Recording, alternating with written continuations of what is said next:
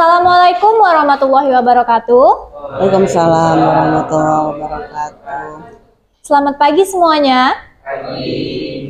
Pertama-tama, marilah kita ucapkan puji dan syukur atas kehadiran Allah Subhanahu wa Ta'ala, yang mana pada pagi hari ini kita diberikan kesempatan untuk hadir secara sehat walafiat. Nah, pada hari ini kita akan membahas terkait basic contract drafting.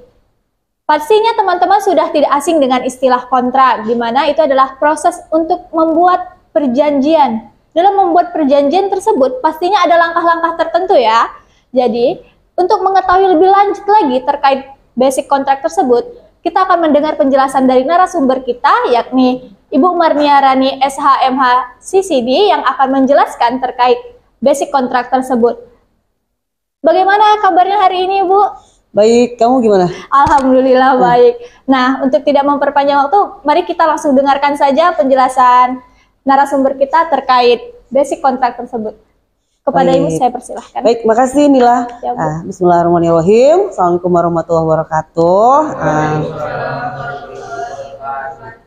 Acaranya nyantai aja ya. Kesannya kayak formal bener gitu ya tadi ya. Baik, kita mungkin nggak pengen belajar lagi tentang teori ya sebenarnya, karena kan kalau teori kalian sudah dapat semua di kelas ya kan. Sudah banyak mungkin dosen-dosen yang mengajarkan tentang teori-teorinya. Mungkin kita langsung ke prakteknya aja. Nah, kalau anatomi kontrak sudah tahu semua kan ya. Pertama itu apa? Pendahuluan. Nah, kalau inti struktur besarnya begitu ya, pendahuluan, isi, penutup. Nah, kalau pendahuluan itu ada apa saja paling atas itu? Iya. Pertama judul dulu mungkin ya, perjanjiannya apa namanya, sewa menyewa, misalnya jual beli, atau banyak lah jenis-jenis kontrak, perjanjian kredit perbankan misalnya. Tapi kalau perjanjian kredit perbankan terlalu berat mungkin ya, karena ke basic-basicnya aja dulu ya. Kemudian di pendahuluan itu di kepala kan ya, selain judul ada pembukaan. Nah, di isi baru dia bicara tentang klausul-klausul biasanya ya. Bicara tentang klausul itu biasanya ada pertama itu biasanya ngomongin apa? Kalau misalnya jual beli, cara penyerahannya, mungkin ya cara pembayarannya. Kemudian kalau uang prestasi, apa yang harus dilakukan. Kemudian kalau terjadi apa namanya perselisihan, pilihan domisili, penyelesaian sengketanya di mana, cara berakhirnya kontrak ya. Baru nanti penutup. Penutup biasa juga apa sih kata-kata penutup yang harus disesuaikan dan tanda tangan. Nah, sebelum kita ke praktek itu tadi, di bagian pendahuluan yang sangat penting adalah yang kalau di kontrak itu kita pelajari ya, adalah identitas para pihak tadi ya. Identitas para pihak itu kalau bahasa di hukumnya itu apa? Tahu kan? Komparisi gitu ya. Nah, baru resital. Nah, resital atau bahasa lainnya premis gitu ya. Sudah ingat nggak sih pelajarannya? Atau belum ngambil mata kuliahnya? Udah ya. Premis. Kalau premis itu apa, Revan? Nah, kayaknya kita harus praktek memang, ya kan, supaya ngerti. Oh, premis kita tuh ngomong kalau teori kita pasti ingat kalau menghafal ya kan. Premis itu apa? Latar belakang. Bahasa lainnya tadi saya bilang resital, latar belakang kenapa sih kita mau melakukan hubungan hukum atau perjanjian dengan pihak lain gitu ya. Biasanya diawali dengan kata bahwa dia kan, kalau dalam perjanjian tuh bahwa gitu ya, antara misalnya pihak pertama dan pihak kedua telah melakukan kesepakatan untuk menyerahkan barang dan membayar sejumlah apa namanya uang sekian gitu kan. Ada keterkaitan antara pihak pertama dan pihak kedua dijelaskan dalam resital tadi premis. Nah, untuk lebih kita ngertinya, nah kita latihan dulu mungkin yang tahap pertama. Nah, mulai dari judul dulu mungkin kalian pilihlah judul apa perjanjian yang mau dibuat, yang dasar-dasar saja, yang makanya kita kan latihannya basic ya, basic kontrak. Yang kira-kira kita bisa tanpa harus melihat, ya kan? Kalau kita melihat kan bukan praktek namanya, tapi kalau karena ini tujuannya adalah sebenarnya mahasiswa supaya bisa secara praktek. Nah, kalau bisa dibaca-baca dulu sekarang kalian mau nulis perjanjian apa, dan kalau bisa buat perjanjian udah nggak ngeliat lagi. Pertama mungkin ya dulu pilih judulnya apa, kalian mau buat judul apa, pembukaannya apa. Nah, itu dulu mungkin. Nah, Ibu kasih waktu berpikir dulu apa yang mau ditulis gitu ya. Silahkan. Ayo Nila nulis. Ya ketik langsung di sini aja nih. Nah, Silahkan dipilih. Ada spidol kan? Ada spidol. Jadi jangan takut-takut salah ya kan? Namanya kita lagi belajar prakteknya. Walaupun cuma dikit sih yang tertarik ya. Tapi begitu praktek, nggak baca, nggak melihat, memang kita agak mungkin apa yang mau harus saya tulis ya gitu ya. Nah maka disinilah tempatnya kalian berlatih gitu ya. Kalau perlu pakai kertas, mau pakai kertas atau pakai laptop? Laptop aja ya, laptop ngetik ya. Nah jangan ngelihat, ingat jangan ngelihat. Kalau ngelihat, nggak latihan namanya. Ya kan Revan, mana laptopmu Van? Oh iya ya. Ayo Atika, kamu tulis. Nah, Nila juga latihan. Kamu nulis ya. Boleh kan ke sini-sini? Jual beli semuanya. Kamu mau nulis apa? Siapa namanya? Mahesa. Saya tahu selusa Mahesa tuh kan ya gitu ya. Mahesa, kamu mau nulis apa? Sewa menyewa. Revan? Sewa menyewa juga. Erik? Kontrak kerja. Wah ngeri kali ya. Padahal wes kontrak kan ya. Kontrak kerja juga. Wah luar biasa. Kamu Armando? Sewa menyewa juga. Iya. Terus siapa namanya? Sewa menyewa. Oh sewa. Aldi, kamu apa? Kamu mau nulis kontrak apa? Hah? Sewa menyewa juga, Nila? Kontrak jual beli. Jual beli, wes. Kamu? Kerjasama kosmetik. Tentang apa nih? Kemitraan ya? Kemitraan ya. Baik. Sudah siap kan judulnya? Sekarang tulis pembukaan. Kita lihat bukan benar salah ini ya. Nah, pembukaan itu seperti apa sih? Coba diingat-ingat dulu. Nanti ditulis tanpa melihat lagi, ya kan? Inilah. Jangan melihat lagi nanti pas tulis. Jangan diketik dulu, jangan nulis dulu, dibaca dulu. Ya kan? Dan ingat ya, apa itu yang dimasuk dalam kata pembukaan itu di pendahuluan? Ya, boleh. Silahkan. Udah, jangan lihat lagi. Kita mulai menulis tanpa melihat, ya. Jadi nggak perlu curi-curi ya ngelihat. Kita kan latihan, bukan ujian, ya. Silahkan. Yang umum aja, ya kan? Yang umum nanti saya lihat. Kita lihat dulu dari Armando. Kamu nulis apa dong?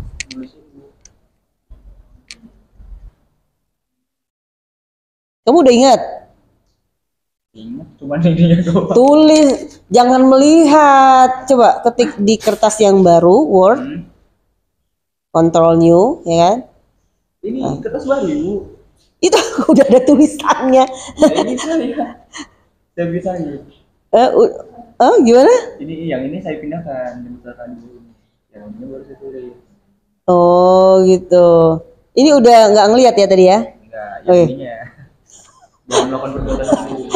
No. Iya.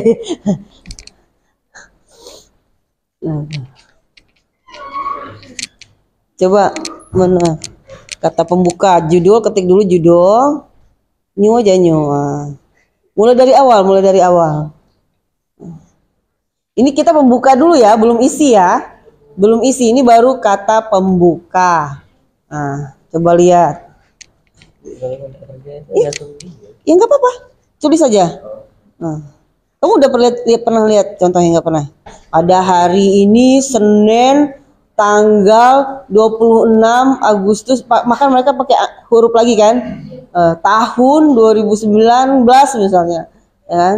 Bertempat di gitu ya, kantor misalnya, atau kalau perjanjian bawah tangan nggak perlu begitu kan ya? Bertempatnya di mana begitu ya? Kalau kantor notaris kan dia harus jelas bertempat di kantor notaris dengan sekian gitu ya.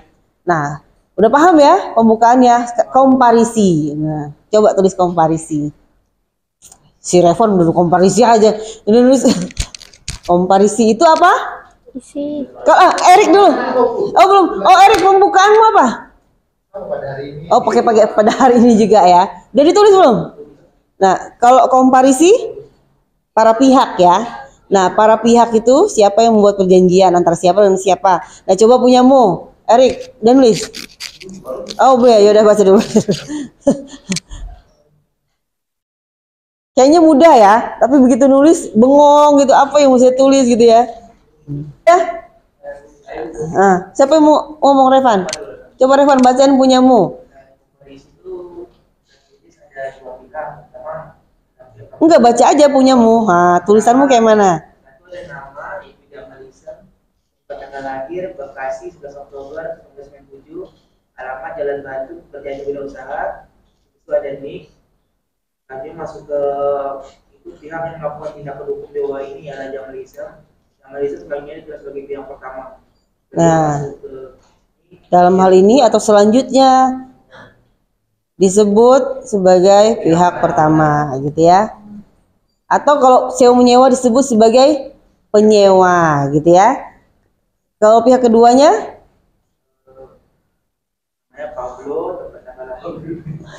keren kali ya namanya. Carlos ya, Carlos. Berlin 7 Agustus 1998, alamat Jalan Air, pekerjaan wirausaha, nik 2107. Selanjutnya pihak yang melakukan tindakan hukum dewa ini adalah Pablo selanjutnya dikenal sebagai pihak kedua. Pihak kedua, atau kalau sewa menyewa langsung aja ya, yang menyewakan, gitu ya. Bisa juga begitu, ya kan? Pihaknya mana? Para pihaknya? Belum ya? Coba ditulis. Nah, coba ditulis. Erik? Kecil amat sih. Nah, coba kamu tulis mana? Iya, itu komparisi. Iya, kayaknya mudah, tapi coba kamu tulis, bisa nggak? Mana tulisanmu mana? Dari nama saya aja. Lu bisa ya? Ih, keren kamu, Salzer. Coba kamu. Coba jangan melihat, kamu bisa nggak? Mana punyamu?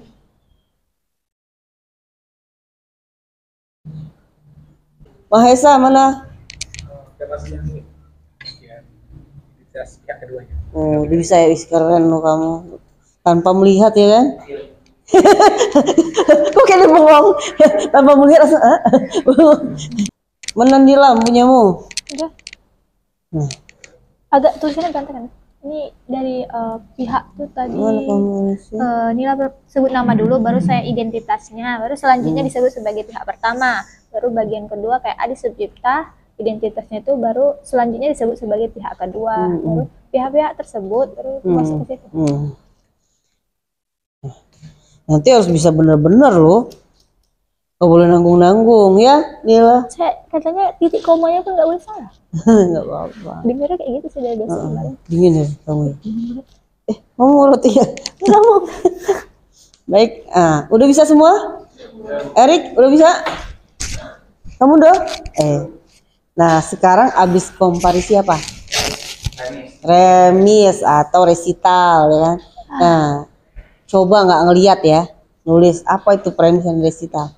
Boleh baca-baca dulu. Nah, biasanya diawali dengan kata bahwa deh. Kalau kontrak bisnis internasional dia biasanya pakai itu, dia pakai bahwa. Tapi ada juga yang nggak pakai sih, ya. Nggak harus. Tapi di Indonesia kebanyakan dia harus pakai resital atau premis. Kamu apa, sewa menyewa ya? Sewa menyewa, Bu. Tapi saya masukin individu. Individu. Mana resitalmu? Belum. Resital ini yang orang suka bingung, beneran. Kayak mana sih nulisnya gitu ya? Contoh resital. Pertama, bahwa pihak pertama merupakan pemilik yang sah atas bangunan berupa rumah, toko atau ruko berlantai 2 yang terdiri di atasnya yang terletak di alamat Jalan RH Fisabilillah Kota Tanjung Pinang nomor 10 dengan luas tanah 6 x 10 meter persegi dengan sertifikat hak milik nomor 1332, selanjutnya disebut juga objek sewa. Lalu yang kedua, bahwa pihak pertama bermaksud menyewakan kepada pihak kedua dan pihak kedua bermaksud menyewa dari pihak pertama atas objek sewa tersebut. Ketiga, bahwa objek sewa tersebut telah diketahui dengan baik oleh masing-masing pihak. Yang lain? Kamu udah? Belum. Ya belum, ntar lu dari tadi gimana sih? Nggak ngerti ya? Jadi Pak, resital tuh dia harus bisa menjelaskan hubungan hukum antara pihak pertama dan pihak kedua. Kalau saya menyewa, apa yang mereka mau lakukan gitu. Tadi seperti yang dijelaskan oleh siapa? Atifah. Bahwa pihak pertama gitu misalnya sepakat gitu ya untuk menyerahkan, misalnya dia sewa menyewa ya, kamu ya, rumah yang akan disewakan kepada pihak kedua. Nah pihak kedua bersedia misalnya untuk membayar sejumlah uang sewa, itu garis besarnya gitu ya. Jadi kamu harus bisa menjelaskan mereka itu setuju atau tidak untuk melakukan hubungan hukum gitu loh. Kamu ikut? Boleh? Oh, mau duduk aja. Duduk sini harus buat kontrak loh. Putra? Ya Putra, apa bunyi resital mudah? Bahwa pihak menyatakan menerima pihak kedua sebagai karyawan di PT kerja, dan pihak kedua menyatakan menerima kesediaan. Gitu. Bersedia. Ya nanti disempurnakan lagi ya. Karena kalau memang kontrak kerja itu dia harus jelas ya kan kedudukan hukumnya antara pengusaha misalnya dengan pekerjaannya itu siapa gitu ya. Nah, Agnes, udah? Kamu perjanjian apa? Sewa menyewa. Coba nggak perlu ditulis. Kamu langsung aja ngomong. Apa bunyi resitalnya?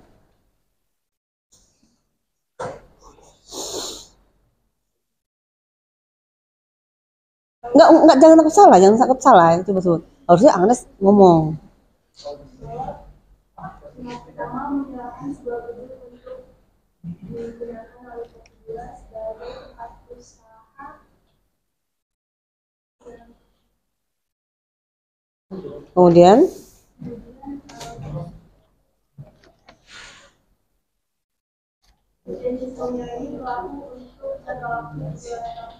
oh belum jangka waktu. Itu biasanya masuk dalam isi ya. Resital ini kamu harus bisa menjelaskan hubungan hukum antara misalnya sewa menyewa dengan yang menyewakan. Nah tadi kalau Atifah tadi mencontohkan misalnya sepakat untuk menyewakan sebuah ruko kepada pihak kedua dan pihak kedua bisa sepakat untuk membayar sejumlah uang sewa misalnya. Jadi ada keterkaitan hubungan hukum. Nah, hak dan kewajibannya itu apa gitu ya. Tapi baru pernyataan ya latar belakang, belum isi gitu ya. Nah, ada lagi yang mencontohkan belum ya? Aldi, udah Aldi? Belum juga. Mana? Baiklah, kita lanjut ke abis resital, premis duduk aja. Isi. Nah, karena perjanjian dia sudah dipilih, kira-kira yang pertama mau ditulis dalam sebuah perjanjian jual beli apa? Nah, jangka waktu, cara penyerahan barang misalnya. Boleh sih dalam satu pasal, 1, 2, 3 misalnya ya. Jangka waktu, cara penyerahan barang, kemudian cara pembayaran. Kalau sewa menyewa hampir mirip ya. Nah, yang kontrak kerja ini agak sulit ya. Kontrak kerja, makanya jangan pilih yang susah-susah, basic kontrak aja. Ya, kamu kontrak kerja itu sudah level tinggi tuh ya. Ya, coba ada yang sudah bisa ditulis? Pasal 1 dulu ya, berarti ya, isi ini ya. Pasal 1, objek jual beli gitu. Boleh. Nah, objek ini kan bicara tentang apa yang disewakan, apa yang dijual kalau yang jual beli ya kan. Kemudian cara penyerahan barangnya mungkin, cara pembayarannya gitu ya.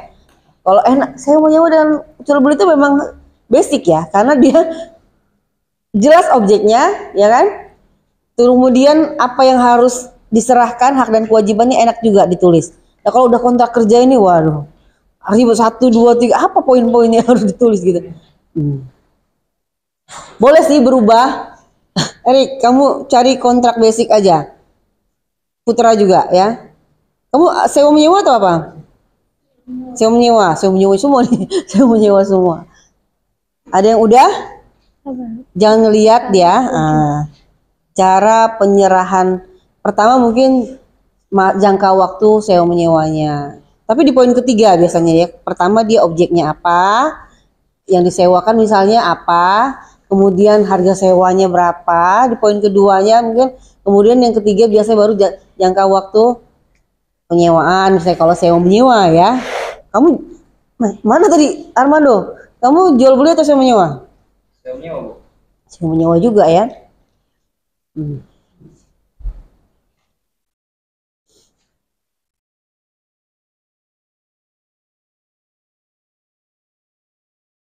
Nah, saya nggak ngomong nanti dulu ya.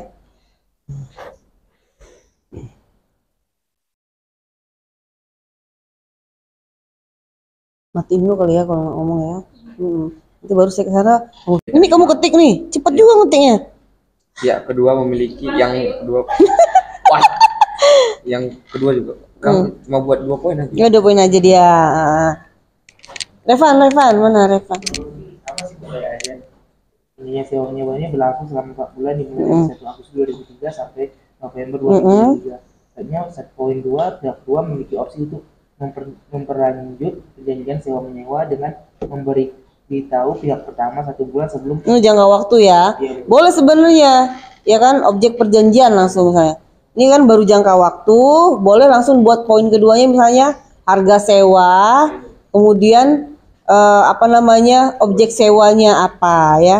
Dalam 1 poin pasal 1 itu, ya kan, objek sewa penyewaan. Kalau yang jual beli tadi siapa? Saya. Nah, jual beli, coba lihat. Pasal 1 saya masukin objek jual beli pihak Oh, ini kalau pertama. Hah? Ya? Kalau di prediksi ada objeknya masih gitu loh. Apa? Kalau di prediksi udah beritahu objeknya masih gitu. Oh, kok bisa dipisah? Iya kan? Objeknya. Ya, dijelasin aja di bawahnya, ya. Nanti di premisnya berarti dirubah ya kan? Saya buat di pasal 1 objek jual beli, pihak pertama setuju untuk menjual meja belajar. Karakteristik penjualannya itu seperti apa, Bu? Terus di pasal keduanya baru masuk harga jual beli. Harga jual beli meja belajar sebagaimana dimaksud dalam pasal 1. Mana tuh tulisnya? Gitu. Belum, baru sampai Pindah-pindah. sini kan di sini tadi. Sebagaimana dimaksud pasal 1 adalah sebesar 500.000 per unit. Jadi baru masuk ke pasal 3 itu cara pembayarannya. Nomor satunya gitu. Pihak pertama wajib membayar uang muka sebesar 5 juta kepada pihak pertama kayak gitu. Ini cocok jadi ini cici-cici akuntansi. Baik, ini sekarang lanjut. Nah, harusnya sebelah situ ya. Sekarang lanjut ke selain kita anggap isi udah ya, objek udah ya. Nah, sekarang kita bicara tentang kalau terjadi one prestasi. Nah, kalimatnya apa? Itu biasa masuk dalam kontrak juga, Bu. Iya. Nah, tulis judulnya Dewan Prestasi berarti klausulnya ya. Misalnya pasal 2 one prestasi. Nah, kalimatnya apa sih? Kalau terjadi one prestasi, anggap kalian udah tahu ya objeknya itu apa, ya kan? Nah, berarti kalau terjadi one prestasi terhadap perjanjian ini, apa kalimatnya dibuat? Gitu ya. Tapi kalian buat sendiri, ya kan? Tergantung perjanjian kalian kan? Nah, ini contoh. Kebaca nggak? Kalau nasabahnya kan, kalau ini kan yang ibu contohkan perjanjian kredit rumah ya. Nasabah dinyatakan one prestasi apabila tidak memenuhi kewajiban-kewajiban atau melanggar ketentuan-ketentuan dalam kontrak ini, misalnya kan gitu ya. Nah, ada pernyataan one prestasinya. Apabila nasabah one prestasi ya, maka diberikan peringatan gitu ya. Atau contoh lainnya ini. Nih kalau kontrak penjualan barang misalnya, apabila pembeli lalai gitu ya, untuk melakukan pembayaran, nah maka misalnya penjual memiliki hak untuk menuntut pembayaran gitu ya.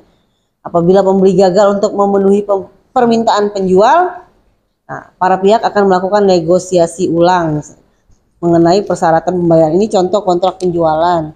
Kalau misalnya contoh lain,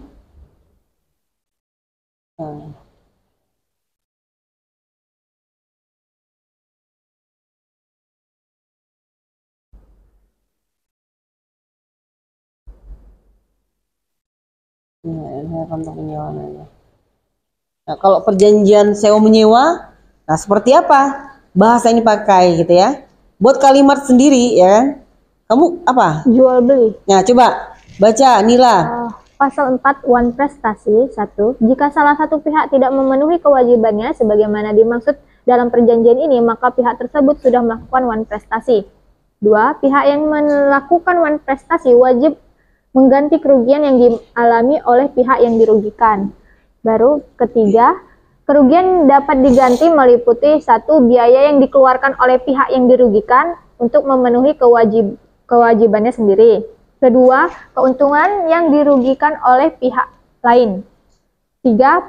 Wajib membayar denda sebesar 1 miliar seperti yang disepakati.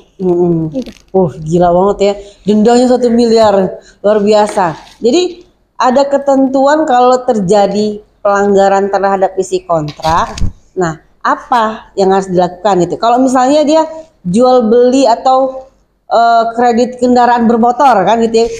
Kalau misalnya pihak konsumen tidak membayar tepat waktu misalnya, maka akan dikenakan denda gitu ya. Dikenakan denda sebesar berapa persen gitu ya. Dan apabila 3 bulan berturut-turut tidak membayar cicilan kredit motornya misalnya, maka motor akan disita misalnya gitu ya. Ini kan contoh saja. Nah, kalau sewa menyewa apa? Apabila, nah contoh punya Revan apa? Sewa menyewa. Nah, coba punya Revan. Jika salah satu pihak tidak menjalani kewajibannya, maka akan menyelesaikan melakukan mufakat sendiri. Oh, itu sudah ke cara penyelesaian sengketa dia. Belum, kita wan prestasi dulu. Kalau terjadi wan prestasi dulu. Kalau itu kan pilihan penyelesaian sengketa, nanti buat klausul sendiri. Ya. Punya Agnes, sewa menyewa ya? Sewa menyewa semua nih. Apa Nes? Ya, apa Nes?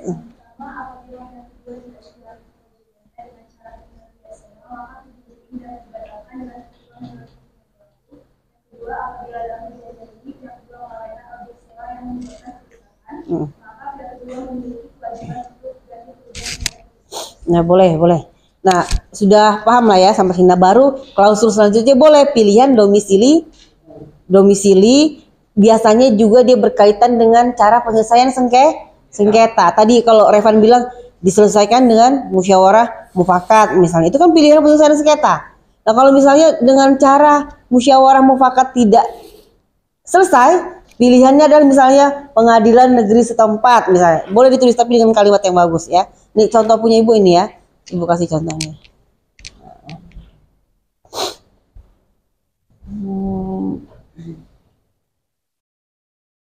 Nih pola penyelesaian sengketa ya. Berkenaan dengan domisili juga sebenarnya. Pilihan penyelesaian sengketa. Kalau peradilan umum apabila terjadi perselisihan di kemudian hari gitu ya, akan diselesaikan secara musyawarah mufakat misalnya ya. Dan apabila tidak terjadi kesepakatan, maka akan diselesaikan melalui pengadilan negeri setempat. Kalau pilihan penyelesaian sengketanya adalah pengadilan. Tapi kan kebanyakan kalau bisnis tidak mesti ke pengadilan. Bisa jadi misalnya dengan cara mediasi. Tadi selain musyawarah mufakat kan dia mediasi, bisa jadi juga konsiliasi atau arbitrase. Misalnya kalau kredit perbankan syariah, arbitrase syariah gitu ya. Nah, boleh ditulis. Namanya pilihan yang namanya kontrak kan dia azasnya kebebasan berkontrak. Para pihak boleh menulis pilihan apapun berkenaan dengan pilihan penyelesaian sengketanya, baik substansinya maupun forumnya. Substansinya itu dalam artian dia mau pakai hukum apa, kemudian pilihan forumnya mau pengadilan mana gitu ya, atau arbitrase mana gitu ya, atau mediator mana gitu ya. Itu bebas gitu ya. Jadi jangan terpaku harus begini gitu ya. Ini hanya contoh yang ibu tulis di berbagai kontrak-kontrak. Ini ya.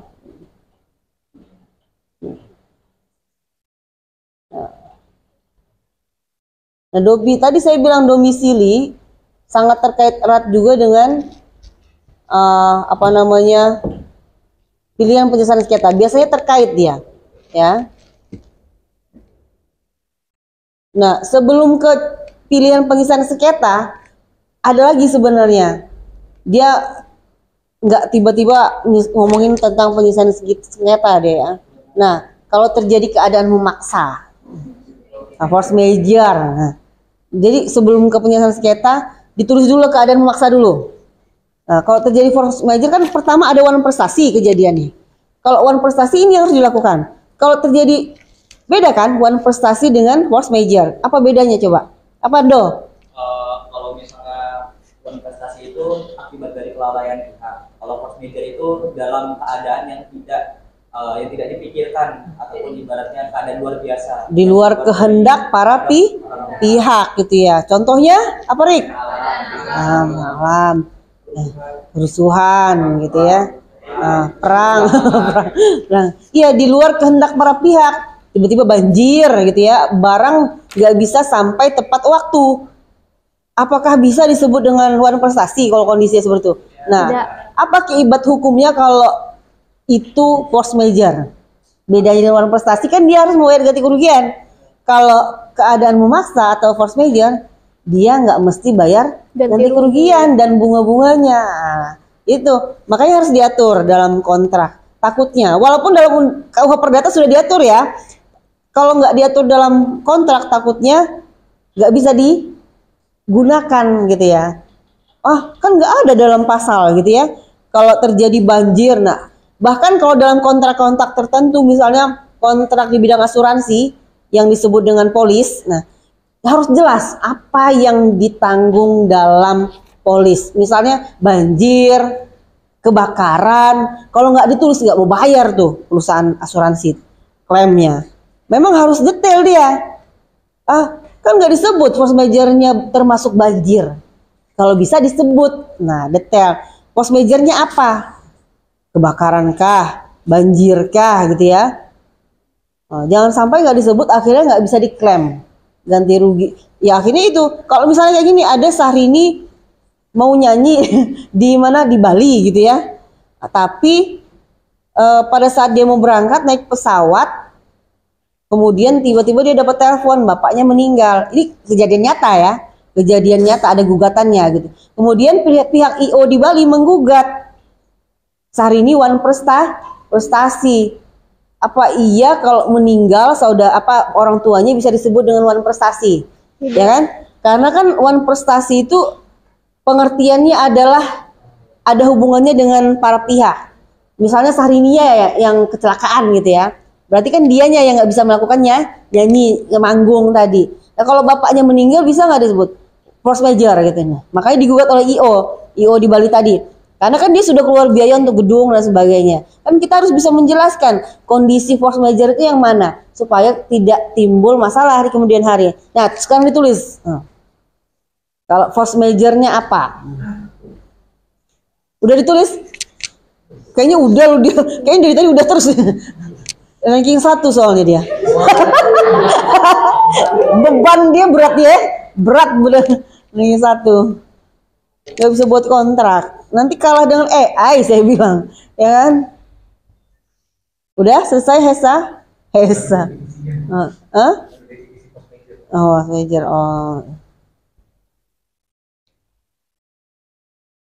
Tapi ada juga kontrak yang di awal pembukaan dia pakai definisi, ada juga. Jadi supaya nggak perlu lagi menjelasin di bawahnya gitu ya. Ada juga yang model kayak gitu. Kontrak Telkom gitu kayak gitu kan. Pernah baca kan kalian? Kalau mau pasang IndiHome tuh ada kontraknya kan? Udah? Agnes, coba baca ya, pas mejarmu. Pertama, force major adalah suatu keadaan yang terjadi di luar kuasa dan kemampuan salah satu pihak untuk mengatasinya, sehingga menyebabkan pihak tersebut tidak dapat memenuhi kewajibannya sebagaimana diatur dalam perjanjian ini. Keadaan-keadaan bermaksud tersebut terbatas pada bencana alam seperti banjir, gempa, badai, kebakaran, dan gangguan alam lainnya.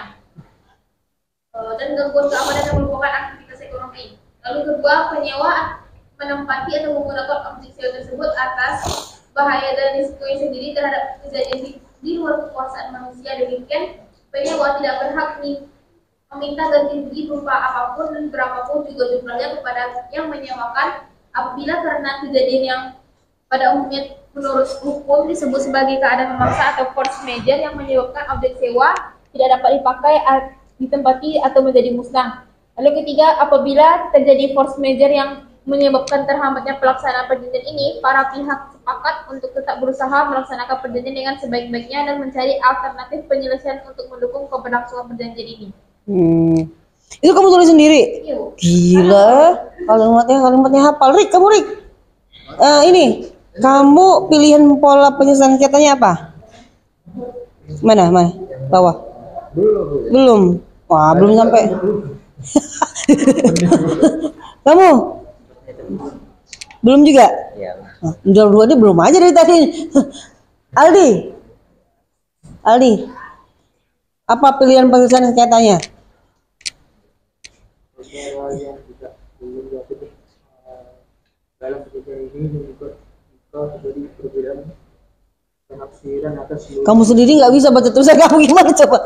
Seminggu saya juga kalau tulisannya itu susah dibaca. Kamu, Agnes, mana penyelesaian sengketanya? Penyelesaian sengketanya itu yang pertama itu dapat diselesaikan dengan musyawarah pemufakat, namun apabila tidak mencapai kesepakatan tersebut, maka para pihak dapat menempuh penyelesaian sengketa dengan cara mediasi, yaitu dengan melibatkan pihak ketiga sebagai pihak netral yang bertugas mencapai penyelesaian permasalahan dengan solusi yang dapat diterima oleh kedua belah pihak. Ini kalimatmu sendiri nih, wih gila. Tapi kalau bisa nanti kalimatnya lebih efektif lagi ya. Nah, karena kita kalau buat kontrak tuh nggak boleh panjang-panjang juga kalimatnya. Penutup, nah siapa yang mau penutup? Mahesa. Baru domisili. Yang penutup udah do. Yang ini ya Bu, demikian perjanjian ini dibuat. Boleh. Demikian perjanjian ini dibuat oleh para pihak dalam keadaan sadar tanpa adanya fakta dari pihak manapun, dibuat rangkap dua bermata cukup dengan memiliki isi dan kekuatan hukum yang sama. Ada yang kayak gitu? Sama? Hampir sama, tapi Sama nggak ada ya. rangkap dua. Iya, menutup. Nah, baru habis dari sini bisa buat perjanjian utuh ya. Ya nggak sih? Karena nanti coba di rumah buat sendiri kontrak tapi yang utuh, nggak ngeliat. Ya. Karena itu latihan. Kan kalau di rumah paksakan diri kita tuh nggak ngeliat gitu. Ya kan? Ini kan bukan ujian, ya kan di rumah. Nanti itu loh salah satu keahlian anak hukum tuh pas begitu lulus. Itulah Aldi, kamu jadi sarjana hukum belum bisa juga buat kontrak. Macam mana? Skripsi. Udah skripsi lagi sekarang. Latihan di rumah ya. Nggak boleh kalah dong sama adik-adik tingkatmu ini ya. Nah, itu mungkin ya. Kita cuma latihan di sini ya. Untuk setidaknya kita memenuhi kompetensi kita sebagai lulusan sarjana hukum nanti ya dari Ibu. Mungkin terakhir kita foto.